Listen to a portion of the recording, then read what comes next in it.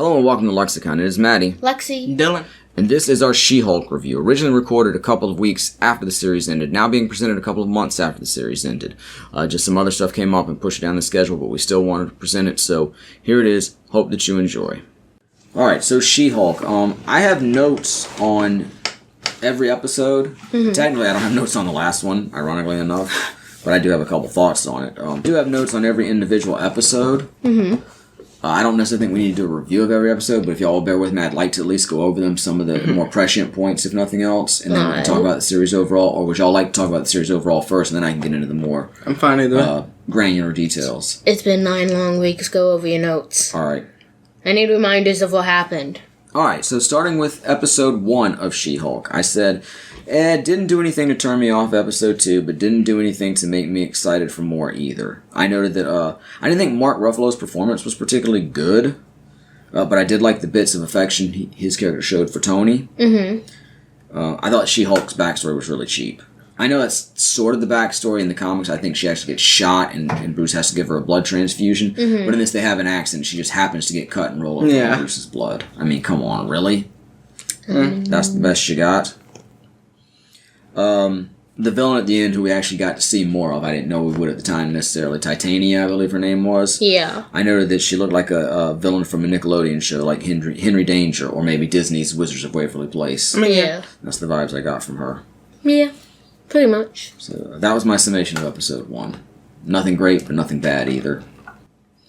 Episode 2, we got her don't want to exist as a derivative of the Hulk line. Yeah. Which I really did appreciate, even though that's kind of exactly what the character was in the comics, I guess. I'm sure it grew to be more than that, or it was even presented as more than that, but the fact that you're She-Hulk, you are kind of a derivative of the Hulk. Literally, too, since you're only a Hulk because the Hulk exists and you got his blood. But I did like the line, though. And we saw her paralegal going out on a date, so that ended any thoughts that she was going to be Jennifer's love interest. It's just a theory I had early on. There were apparently a bunch of Hawkeye questions in that episode. Okay. And at the family dinner, someone was asking a lot about Hawkeye. I wondered what that was all about, and that never really paid off on anything. And I did note, isn't Bruce family? Why wasn't he at the family dinner? Of course, we find out that he's off on interstellar business. True. Stuff. We'll come back to that. Yeah. I love Tim Roth in this, playing, what's his name? Abomination is his villain alias, but I can't. Emil Blonsky. Yes. I thought Tim Roth was fantastic. I did make a note. Guess the Sicarian ship. I guess the Sicarian ship wasn't a red herring. Yeah. Because apparently, I thought initially we saw it in the first one. Like, oh well, I guess we're not going to see that again. But then we see Bruce on it. Oh yeah, more about fucking She-Hulk's backstory. Literally, so the ship pops up, then they crash, and it's a pop down nowhere. Yeah, and like I said, I thought initially it was just going to be a red herring, but then we did see Bruce going off. But I did think that the effects when Bruce was on the ship looked like they came from mid-90s HBO special. Same with the water bottles, where she's lifting the water bottles in the end credit scene. So it continues the trend of the Disney Marvel shows, where some of the effects are really good and some of them aren't so good. Yeah, I mean, they're still fine. It's not budget. It's not like it's ruining the shows or anything for me, even if the effects aren't great, and they're still fantastic for, I mean, all intents and purposes. But just some of them. I was gonna say I heard that Marvel wasn't so kind to the effects artists. Yeah. As far as things go. I also know that it was nice that we were getting more information about Abomination's cameo in Shang-Chi, which of course played out throughout the series. Yeah. Alright, She-Hulk episode 3, I called it the buzzword episode. We heard about, cancel, smash, control the narrative, Megan Thee Stallion is in it. Oh god, it was that episode. It's like, we're trying to be hip now. That one was in it. This is the first episode that I know they went too far in breaking the fourth wall. And I think it's cool when the character's talking about her life to the audience, but when she's actively talking about the show itself and A and B stories as she was in this episode, that just goes too far to me. And I know you're going to bring up Deadpool, and I get that. And maybe this character's gimmick is the same in the comics. But in the comics, she's very big. In the first place, I think it works way better in the comics because you have so many different storylines and worlds in the comics, and they do resets and reboots, and some of them connect and some don't. So I think it works way better in the wide world of the comics. And I know we're opening the MCU up more, but the MCU still feels more like a self-contained, interconnected world. So I feel like it's much more disquieting when she does it in that, and it takes you out of the illusion more.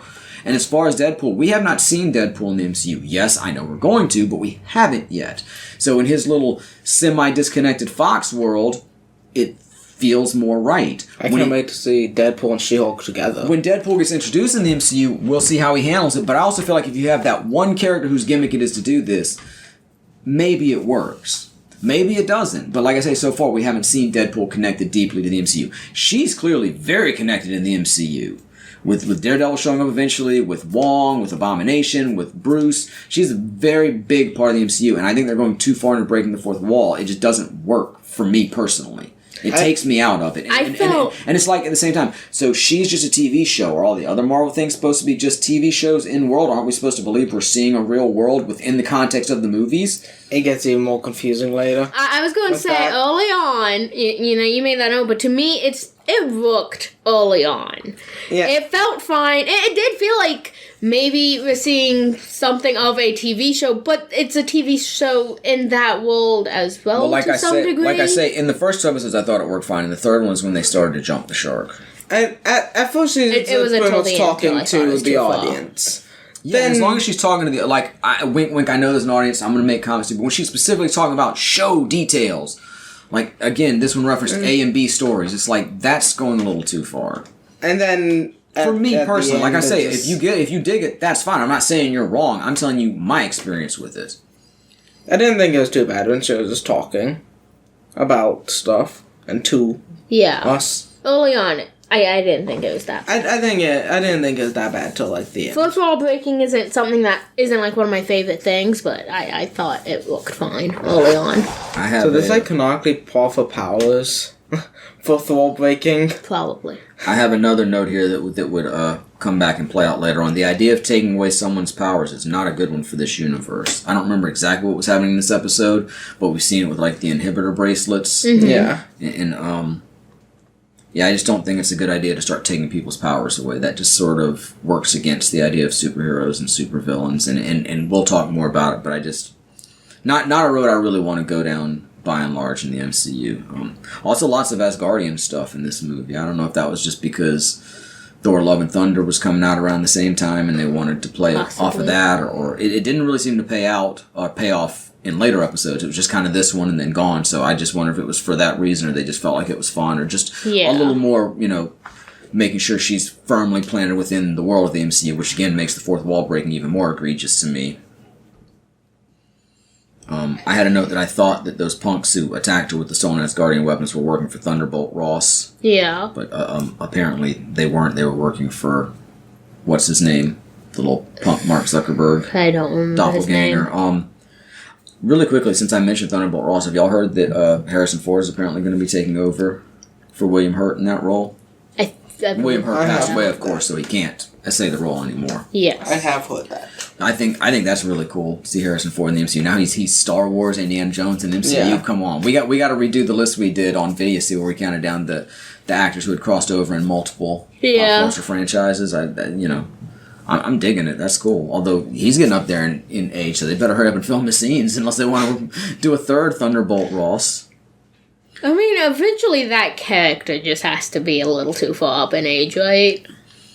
Alright, moving on to episode 4. Again, I hate when she talks to the audience about, quote, the show, end quote. So again, everything else in the MCU is real, but this is just a show. I don't understand how that's supposed to work. It's real, but there's also a show happening. And it's extremely distracting to me. We'll talk about that more later. They talked about how everybody loves Wong, but I said everybody doesn't love this Wong, because by and large, I didn't like Wong in this. I love Wong. I love the actor. I love the character, but I just... Yeah, I also like the storyline he had going on with the annoying character. Oh, yeah, that was great. And by the end, I was digging it. But just, this was the first appearance of Wong. We first started seeing him, or maybe this might have been the second episode he was in, because I talked about... Yeah. And again, it's been weeks now that we didn't review these week by week. But, I didn't love Wong in this. By the end, I enjoyed having him there, and I liked him and the annoying girl. I thought they were fun. If we could see some more of them, that'd be really awesome. In this. Need a little short series with them.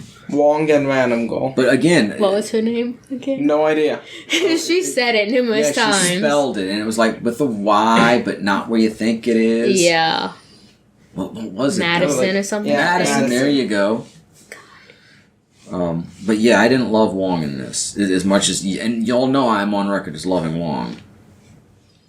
I noted that I thought going in this was going to be like an early 2000s ABC legal drama, but it's really more like a late 90s USA show from what I saw, at least in this episode. I did note there was one moment where she looked at her phone. I think it said scam likely, which is something I get on my phone a lot, so I thought that was neat. Oh, like every phone call I get is scam likely. I did make a note that I bet the doctor that she dated, that she hooked up with as She-Hulk, who then left when he saw her as Jen, I said, I bet he'll be back. And he was, but just for the courtroom scene. I thought he was going to play more of a role.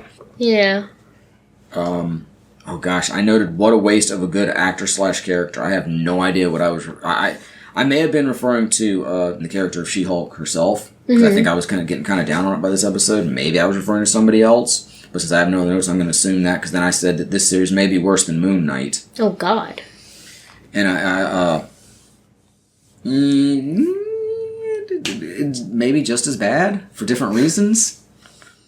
I thought Moon Knight was good. Same. I'm not a big fan of Moon Knight. I liked Moon Knight. Moon Knight was Moon Knight. And he looks cool. He looks like a cooler version of the Assassins from Assassin's I liked the end of Moon Knight. Kinda. I like Moon Knight. I also did note that who got married at Carmitage, because they referenced the wedding there. I wonder who got married at Carmitage. I don't know. I think that we got to find out at some point, I feel like. Probably. All right, One of the people there. Moving on to a She-Hulk 5.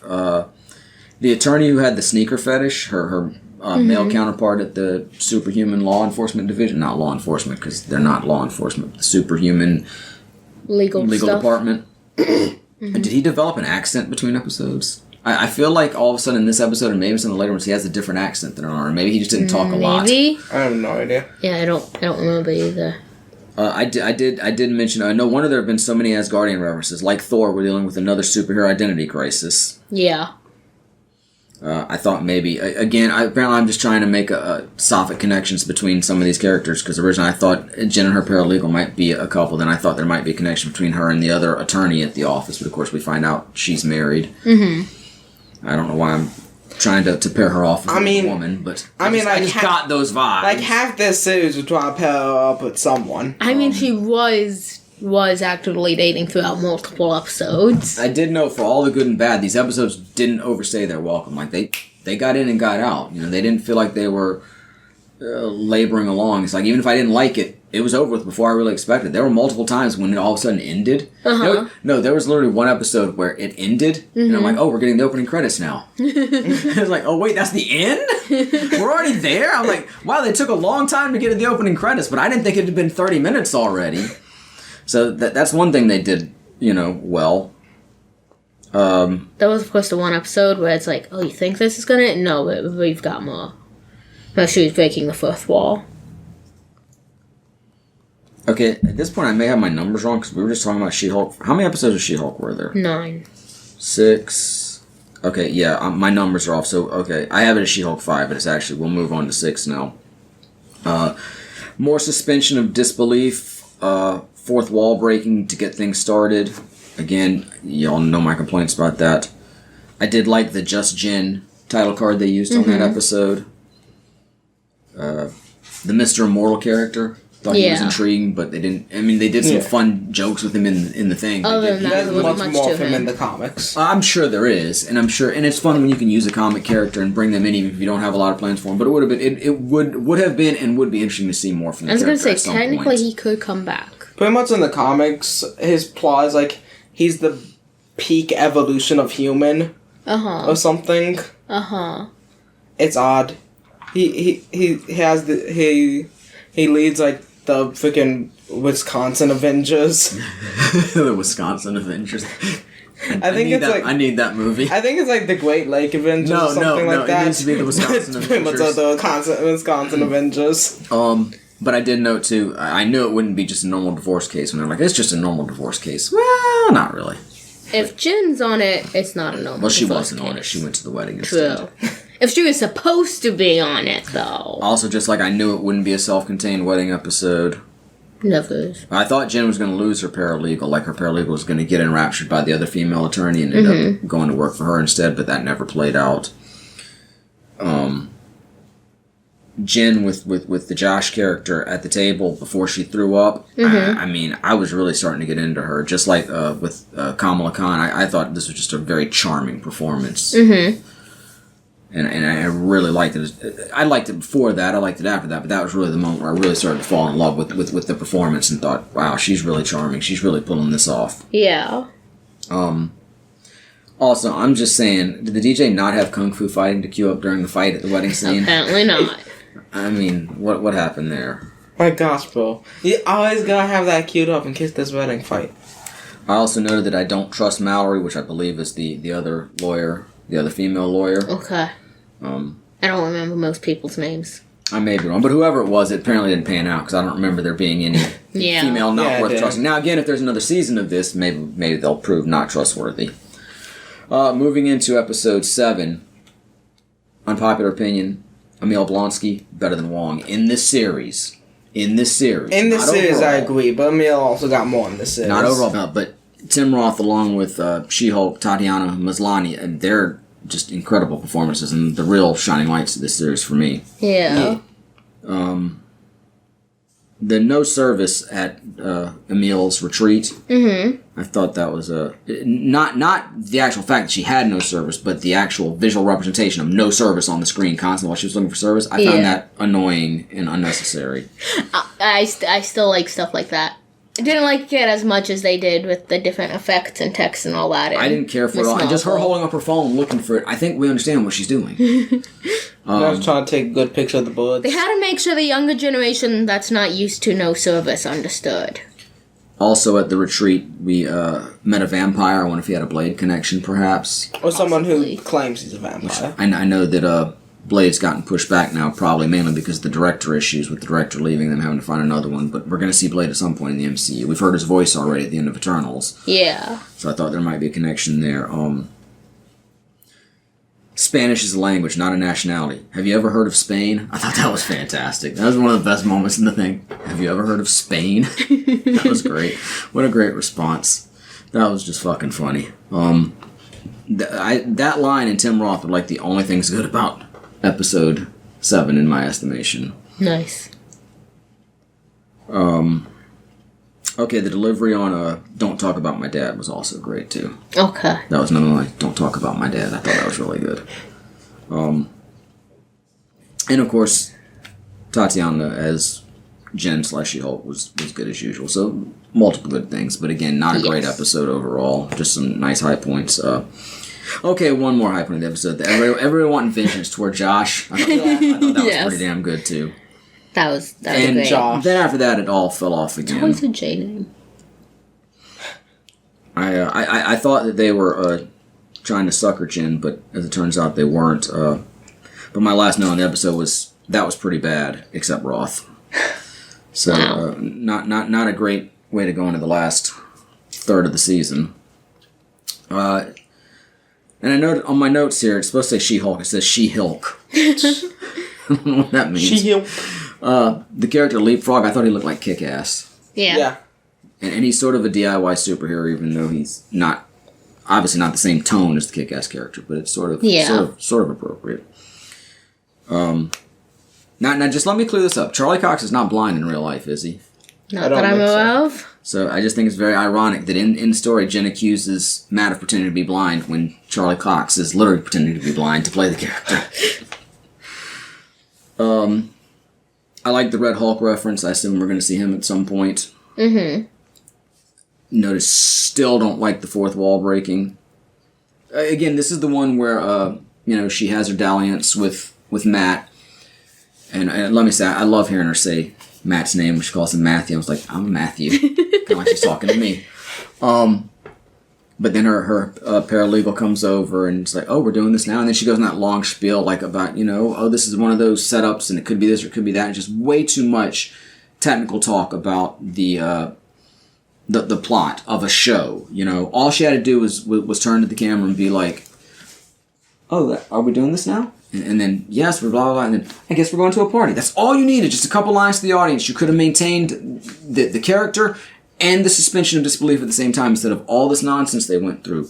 And the whole ending with them throwing stuff up on the scene and her going Rage Hulk and then them bringing out the phaser guns. I don't know what they're, the repulsor cannons, whatever they use. I know phasers are Star Trek. That phaser's too stun. I thought it was a dumb fucking ending. And that's the actual end of my notes. We just watched the finale. I did like the way the finale started off with the retro opening, paying homage to the original Hulk series of the 70s and perhaps early 80s, starring Lou Ferrigno. I thought that was really fun. Yeah. But overall, that episode was a mess. It was. I didn't like the direction they were going where, now she's just going to be Jen. And it's like, you're really just going to make this woman a target now? You're going to take away her power so people can just come attack her at will after she's already been a superhero. That just made no sense to me. And then, of course, let's get into it. I mean, the ultimate fourth wall breaking where she goes literally behind the scenes, literally to the Disney Studios, the Walt and Mickey statue, to the writer's room, to go see Kevin. And it's like, she's going to see Kevin Feige. And it turns out Kevin is just an AI in this point, and you have the Marvel wall, and they talk about the show. And again, so she has the power to just rewrite her story? I mean, to be fair, it's not the first time she's been in the writer's room. In the comics, she's going to the wires. I understand, and I've told you that I still think it works better in the world of the comics because it's just so vast and far-reaching. And within this, it just didn't seem to play to me. And again, so this is a show, but other things aren't a show, and she can change these things about her story. So what is the canon ending of this series?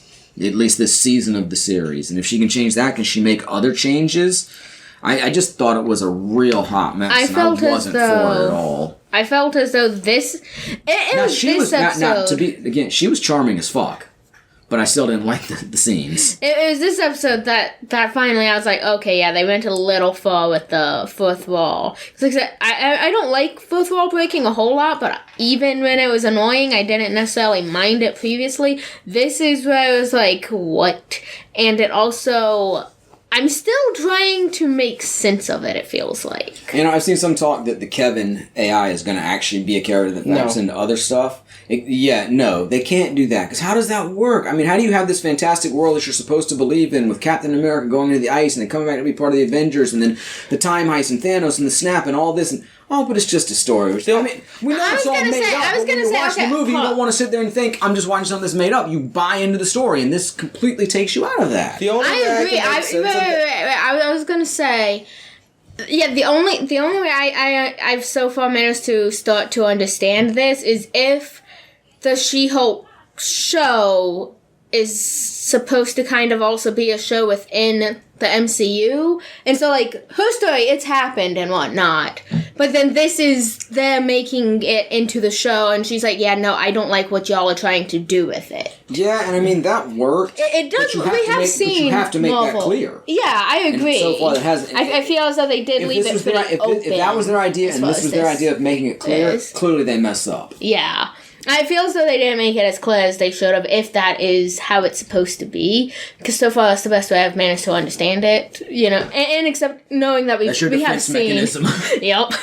We have seen clearly toys and stuff like that of these characters existing within the MCU. Now I have honestly, if these characters were real, we'd be making shows and all that about it, so... Now I have a much more elaborate explanation for this. You don't have to make it more complicated than it already is. My thought is that the real world is like an alternate universe on top of this universe, where the writers and stuff are literally creating this universe.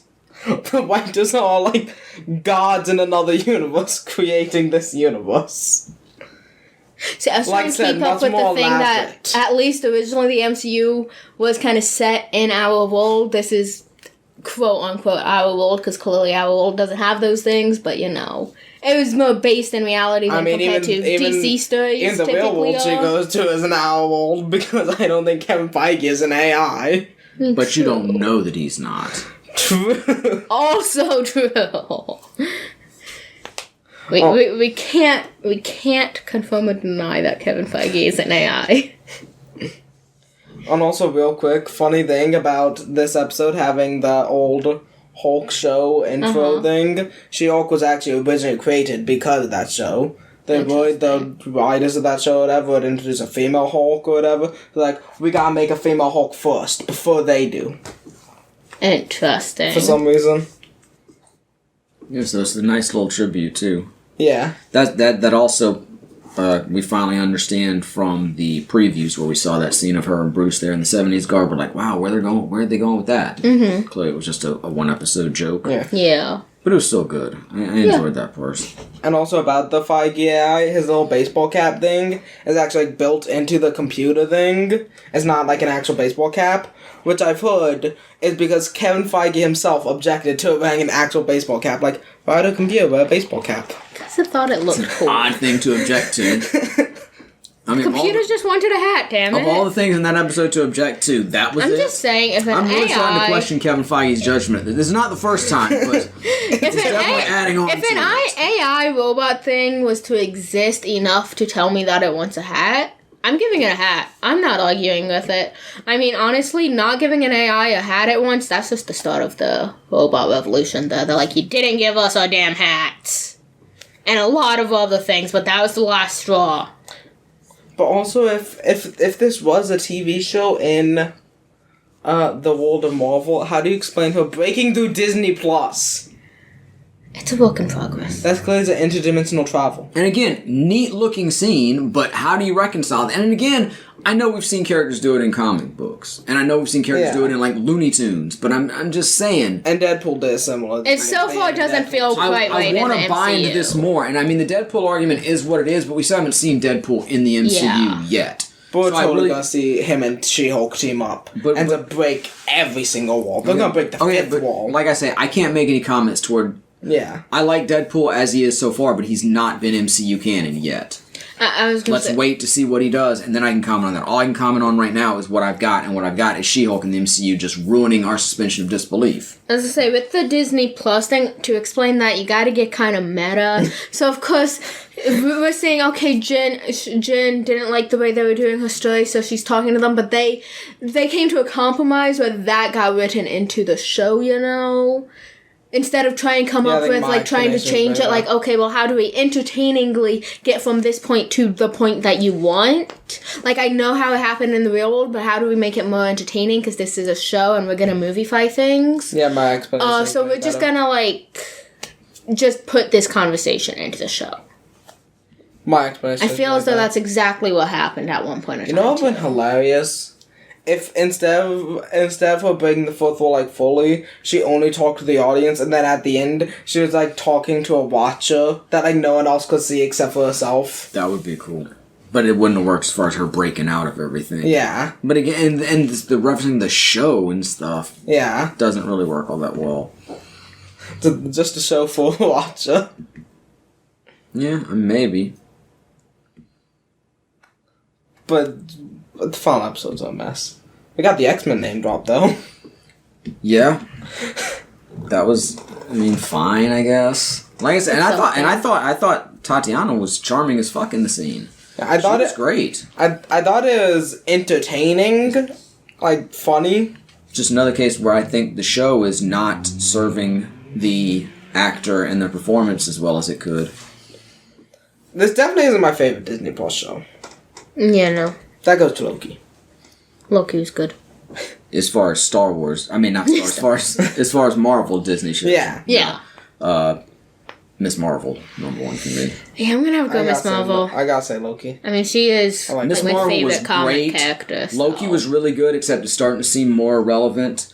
Falcon and Winter Soldier. I haven't gotten season 2 for it. Falcon and Winter Soldier took a while to get started, had some weird pacing, but was overall very good. WandaVision started out great, ended terribly. Moon Knight was Moon Knight, and this is She-Hulk. Maybe below Moon Knight, to be honest with you. Because of the incessant fourth wall breaking as much as anything. Other than the fourth wall breaking that I'm still having to wrap my head around, I enjoyed and that mess of an ending, too. Like, it didn't even feel like... With all that with her, okay, I'm going to change this, and then we just... everything's wrapping up. Yeah, and it was a real unsatisfying ending. I mean, why was Daredevil even there in daytime? He only works at night, I assume. I enjoyed I never seeing seen Daredevil. Daredevil. I used to He had be- a day off from lawyering.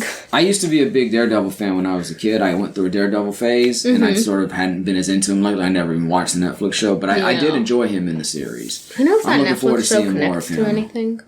Or We like don't if know it's if it's considered canon yet, canon I or don't know. I not. always thought they were supposed to be canon, but maybe not. At We're one- not sure at I was this gonna say at one point in time maybe they were. I mean, we've seen But then Matt Murdock in things the happened. MCU now. We've seen Kingpin in the MCU. Yeah. Played by the same actors, so I think they're at that least one has paying like the tribute to highest him, if chance not of being actually canon. making them. Isn't Daredevil getting a series or a movie? I don't know. We just have to Daredevil wait Born until Again. Kevin speaks. Oh God. We have to wait until Kevin speaks, and then we'll Yeah. know. Oh, and also with the dude giving himself the Hulk blood, entering into the Hulk monster thing. That was weird. Yeah. It was weird. Well, that was one of the things she objected to and complained to Kevin about. But doing that ruined like half the subplot of the show. Since they were trying to get her blood since like episode 2. Agreed. Like I said, that episode was Even though, it was a real weird way to go out. honestly, what should have happened, he should have injected the blood to himself and then just died. Talk about lazy writing. Remember, the I- blood I- has a lethal dose Exactly. of gamma radiation. I did think something was going to happen because they even set up early on how Bruce and Jen share this weird marker that allows them to process it differently than somebody else. Yeah, the blood has So a they lethal set it up, dose and of you're gamma right. radiation. I thought maybe they were going to go that way, and then nope. He should have just died then. So it just really feels like halfway through they had no idea what they were doing with this series, and maybe it's because they didn't get the direction from above. Maybe that's why they even mocked Kevin Feige. Maybe they felt like maybe they felt like they were directionless or something, because that last episode certainly felt that way. I was gonna It say felt like that's kind of what I was getting at when I was saying I feel though that's exactly what happened at some point in time is like something was going on behind the scenes Now, I where have they to ended up admit- just writing or making a kind of joke version of Commentary on what's going on the there. Like, if that's really the case, they felt directionless, and so that's how they played it out. I'd give it way higher ratings, but not knowing that, I can't rate it based on that. But if that's the case, my rating is going to change. Is all I'm saying. We might have to revisit this if some details come out. So literally, they had written and filmed like half the series. Then someone was like, "Yeah, no, I don't like this ending. This ending sucks. maybe it's Kevin Feige Kevin wasn't Feige's okay like, with it and they're like This ending okay sucks. Makes no sense." and but they were kind of stuck and they're like you know what oh fine, just oh fine, do Kevin, this, you're a and robot now. Now he's a dumb AI who's gonna take over the She-Hulk. Kevin Feige, you're a dumb AI now with a baseball cap. No, you can't have the baseball cap. By the way, I looked it up real quick because I had Google still open, and there's going to be a Daredevil series called Daredevil Born Again in 2024. Is when it's currently scheduled. It's going to have 18 episodes for its first season. It's going to be on Disney Plus. But Charlie Cox has described it as a new thing and not like a continuation of the Netflix series or anything. It's a lot of episodes. It's the most we've seen for a Marvel series so far. Yeah, double the amount She-Hulk got. Yeah, Which is She-Hulk's currently one of the longer longest. ones. Yeah, because they were all, 6 until now? 6-ish for sure. I don't know if they technically all were or not. Yeah. Yeah. All right, so anybody got anything else y'all Yes. want to go for it then? We have to acknowledge Hulk. Oh, at the Oh yeah, Hulk. He's a cop. he brings out his kid Scar, which is canon to the comics, and we've seen people, theorize that he was going to show up and that was going to be his business on Scar. But it was just so fast. And it's like, So by fast. the way, I brought my son. So sudden. It felt like And it's the end of the series. It felt like the multiple endings of Wayne's World or something. Just this random silliness, and it's like, that's it. Wow. I mean, I know She-Hulk said something like, "Oh, you'll learn more about what Hulk's doing in the movie." And it's like, but I what want to know movie? more. I don't know. She's mentioned the movie. Who knows at It's this like Hulk doing. Yeah, we'll learn more in the movie. Anyway, I haven't It's even like- seen any yeah, news of a Hulk movie or anything. yeah. So it's like, He'll probably just be a side character I don't even again. I don't even know where the She-Hulk character is going. What they're I don't know. doing Maybe with her. there's I gonna don't be know a if there's Hulk, another season, a Hulk or family movie. the Hulks to follow up the Marvels. Yeah, and then the villain will be Red Hulk. Well, that's gonna be that should be Thunderbolts because Red Hulk is Thunderbolt Ross, right? Well, yeah, but at first he'd be a villain, then he'd be an anti-hero. But we know we're getting Thunderbolts. Yeah. All right. Was that it? I don't have much to say about that's all I had to say. It was very quick, and it's like, okay. It was just odd. And that's something to It's like see how it's like one of go. the movies that ends with all this random stuff thrown in just for randomness. Like, and here's my son, by the way. On a meal. That felt so weird coming from the show. And then like just suddenly it's like, what? That's intriguing. Yeah. I assume it's only gonna. That's weird though, because I mean, now wait a minute. Have we gotten confirmation that Abomination is going to be part of the Thunderbolts in the movie? Is he part of the cast list? Not that I was aware. Because I think he is in the comics, and he's definitely got a connection to Ross, because Ross the one that gave him the serum in the first place, I believe. Yeah, I was going to say, as far as I'm aware, I don't think movie, he was an out. It feels weird to have two giant monster people on one team. So it is going to be interesting to see where that goes. The Adventures of Long Emil and the Annoying Golf. And Madison. Yeah. I'm here for that. That's the next series. We need like a holiday special with them. We do. Carmitage, come on. Yes.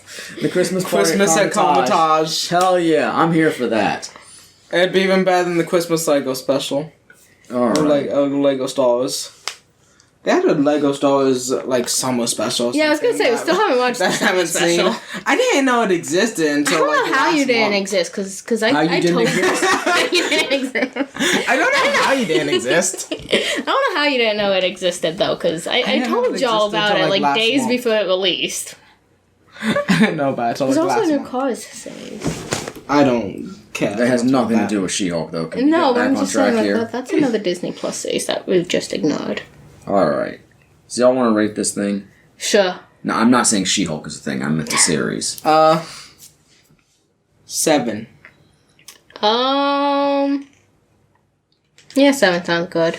I'm gonna give it a unicorn without its horn out of 10. It was cute, but not as cute as it thinks this is. Let me try that again. I'm gonna give it a unicorn without its horn out of 10. It was cute, but not as cute as it thinks it is, and it was utterly pointless. God. And that's stars.